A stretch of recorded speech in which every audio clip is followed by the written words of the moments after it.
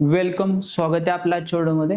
तर आजचा व्हिडिओ हा आपल्यासाठी माहितीसाठी महत्वाचा आहे, की अशी पण गोष्ट असते का? कारण आज बरेचसे विद्यार्थ्यांशी माझी जी काही चर्चा झालेली असते, विद्यार्थ्यांचा जो अनुभव आलेला असतो, त्याच्यावर लक्षात येतं, की असे काही विद्यार्थी आहेत, की ज्यांना आपण काही केल्या, त्यांचा अभ्यासामध्ये मन लागत नाहीये किंवा त्यांना 5 मिनिटं सुद्धा एखाद्या ठिकाणी बसू शकत नाही किंवा कॉन्सन्ट्रेशन होत नाही आणि ही त्यांची जी अवस्था आहे, ही एक दोनदा असं नाहीये, तर एक 5-6 महिने, वर्षभर, 2 वर्ष झालं, अशा विद्यार्थ्यांमध्ये जर समजा अशी कंडिशन असेल, तर एक महत्त्वाची गोष्टीबद्दल आपण माहिती घेणार आहे, ती म्हणजे एडीएचडी. तर हे एडीएचडी काय असतं आणि ह्याला आपण कशा पद्धतीने ओळखू शकतो आणि याच्यावर काय गोष्टी आहेत आणि लक्षात घ्या, ही काही अशी काही मोठी गोष्ट नाहीये, परंतु ही गोष्ट अशी असू शकते, याच्याबद्दल माहिती आपण घेतोय. तर एडीएचडी म्हणजे काय? Attention deficit hyper activity syndrome. म्हणजे याच्यामध्ये जो विद्यार्थी आहे त्याला लक्ष देण्यासाठी किंवा कॉन्सन्ट्रेशन किंवा सिटिंग स्टिल म्हणजे एका ठिकाणी शांत बसणे किंवा वर्तन नियंत्रणामध्ये ठेवणे हे त्या विद्यार्थ्याला अवघड जात आहे. आणि ही कंडिशन फक्त एक दोनदा वगैरे, कारण की आता मोस्टली आता आपले लहान विद्यार्थी, लहान मुले खोडकर असतात, तर त्यांना एडीएचडी आहे असा काही विषय नाहीये. पण ही एक अवस्था आहे की ज्या काही मुलांना ही 2 वर्ष, 6 महिने त्याच्यामध्ये अशा गोष्टी असतील, तर नक्की त्याच्याबद्दल आपण विचार करू शकतो किंवा ही माहिती आपण घेणं आवश्यक आहे. तर त्याच्यामध्ये विचार, ऊर्जा आणि वर्तन या संबंधित ही गोष्ट आहे. तर काही मुलांना अभ्यासात लक्ष केंद्रित करणं कठीण जातं किंवा 5-10 मिनिटं बसलं तर लगेच डिस्ट्रॅक्शन होतं. त्याचबरोबर वर्तन, शाळेमधून वारंवार तक्रार येतात. योग्य वेळी ओळख जर झाली या गोष्टीची, आपल्याला जर समजलं की अशी पण गोष्ट मुलांच्या आयुष्यामध्ये असू शकते किंवा हा पण एक गोष्ट आहे जे त्याच्या मुलांवरती इफेक्ट करत असतो. तर त्याच्यामध्ये मुख्य 3 त्याचे लक्षणं म्हणजे लक्ष न लागणे, अतिचंचलपणा आणि उतावळेपणा. तर ह्या गोष्टी सर्वांमध्येच असतात, आपल्यामध्ये पण आहेत.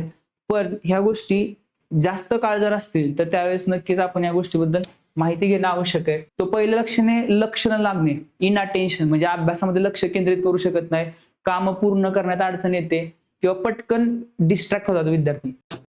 उदाहरणार्थ गृहपाठ विसरलेल्या वस्तू विसरलेल्या आहेत, सूचना पूर्ण ऐकत नाहीत किंवा छोट्या चुका वारंवार करणे, अभ्यासाला बसलं तरी मन दुसरीकडे जाणे, मोबाईल, टीव्हीमध्ये लगेच डिस्ट्रॅक्ट होणे. आता हे बऱ्याचशा नॉर्मल मुलांमध्ये पण हेच असतं, असा काही विषय नाहीये.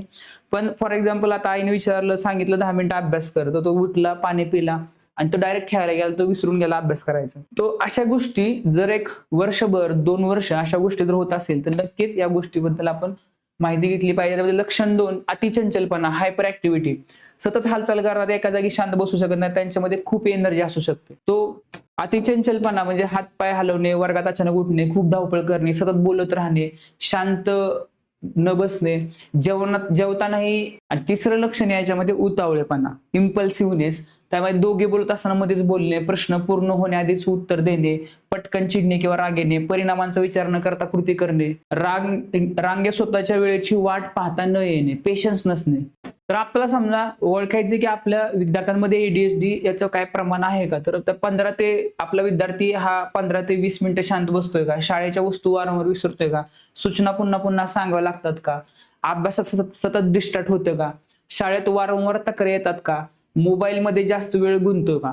जर आपल्याला अशी काही लक्षणं जर एक 6 महिने, वर्षभर किंवा 2 वर्षांमध्ये जर याच्यामध्ये काही आपल्याला चेंज दिसला, कारण हे जे लक्षण आहेत हे नॉर्मलच आहेत, लहान मुले नॉर्मली असेच असणार आहेत. पण जर हा 2 वर्ष, 6 महिने असं जर आपल्या कालावधीमध्ये जर चेंजेस नाही दिसत आहे किंवा असं सगळ्यांमध्ये होऊ शकतं, पण हे सारखं सारखं असंच राहिलं, तर मग आपण ओळखू शकतो. रोज तर दिसत असेल 6 महिन्यापेक्षा जास्त, 2 वर्ष, तर आपल्याला नक्कीच ह्याच्याबद्दल तज्ञांशी बोलावं लागणार आहे. तर नॉर्मल जर आपण बघितलं, जे सामान्य विद्यार्थी, सामान्य स्टुडंट आहे, कधी कधी लक्ष विचलित होऊ शकतं, समजावून सांगितलं वागणं सुधारणा होते, गरज असेल तेव्हा काही वेळ शांत बसू शकते, दिलेले काम बहुतांश वेळा पूर्ण करतं, स्वतःवर नियंत्रण ठेवू शकते. ते एडीएचडी असले जे विद्यार्थी, स्टुडंट आहेत, तर रोज आणि सतत लक्ष विचलित होऊ शकतं, वारंवार तीच समस्या येते, शांत बसणे कठीण जाते, काम नेहमी अर्धवट सोडण्याची सवय असते आणि उतावळेपणा हे जास्त दिसतो. तर साधारण 4 ते 12 वयामध्ये आपल्याला दिसतं, शाळा सुरू झाल्यावर जास्त स्पष्ट दिसतं. पालकांपेक्षा शिक्षकांना अनेकदा आधी जाणवतं की ह्या विद्यार्थ्यांमध्ये थोडासा हा फरक आहे आपल्या, कारण शिक्षक जे आहेत की बऱ्याचदा विद्यार्थ्यांच्या संपर्कामध्ये असतात आणि त्यांना समजतं की हा विद्यार्थी समजून घेतोय किंवा ह्याचं लक्ष लागलेलं आहे किंवा लक्ष नाहीये त्याचं, किंवा त्याला काहीतरी अडचण येत आहे, असं पालकांच्या आधी शिक्षकांना पण जास्त लवकर समजतं. एडीएचडी मुळे तो विद्यार्थी अभ्यासात मागे पडू शकतो, आत्मविश्वास कमी होणे, मित्र कमी होणे, सतत ओरडा खाणे, मोबाईल गेमिंग, व्यसनाचा धोका आणि इमोशनल स्ट्रेस वाढणे, अशा गोष्टी असू शकतात. तरी पण त्याच्यामध्ये गैरसमज करायची गरज नाही की हे मुद्दाम विद्यार्थी असा आपला करतोय, ओरडणे त्याला आपण टाळलं पाहिजे, तुलना नाही केली पाहिजे दुसऱ्याबरोबर, किंवा ह्याला शिक्का नाही मारला पाहिजे की हा असाच आहे, हा असं काम नाही करत आहे, किंवा ह्याला ऐकत नाहीये, किंवा ह्याला काम जमत नाहीये. जर समजा आता ह्याच्यामध्ये जे काही लक्षणं आपण पाहिली किंवा अशा गोष्टी जर विद्यार्थ्यांच्या मध्ये होत असतील आयुष्यामध्ये, डिस्ट्रॅक्शन आहे वगैरे, तर याच्यामध्ये आपण गोष्टी करू शकतो. यांचे रुटीन तयार केलं पाहिजे. ज्यावेळेस विद्यार्थी रुटीन मध्ये जाणार आहे त्याच्यामध्ये ह्या सगळ्या गोष्टी ऑटोमॅटिक कंट्रोलमध्ये येणार आहेत. त्याची उठण्याची वेळ, अभ्यासाची वेळ, खेळण्याची वेळ, झोपण्याची वेळ, ह्या सगळ्या गोष्टी जर निश्चित केल्या तर ऑटोमॅटिक त्याच्या गोष्टींमध्ये क्लिअरिटी येत राहणार आहे. त्याचा त्याला फायदा होणार आहे. तो त्याचा जो अभ्यासाचा टायमिंग आहे साधारणतः 30 मिनिटे सतत अभ्यास करतो, म्हणजे ज्याचं फारच डिस्ट्रॅक्शन त्याला खूप आहे, तो 5-10 मिनिटात बसू शकत नाही, तर त्याला 10-10 मिनिटात बसवलं पाहिजे अभ्यासाला. किंवा जो 1 तासभर नाही बसू त्याला अर्धा तास 15-20 मिनिटं अभ्यासाला बसून थोडा 2 मिनिटं ब्रेक देऊन परत 15-20 मिनिटांनी बसवलं पाहिजे.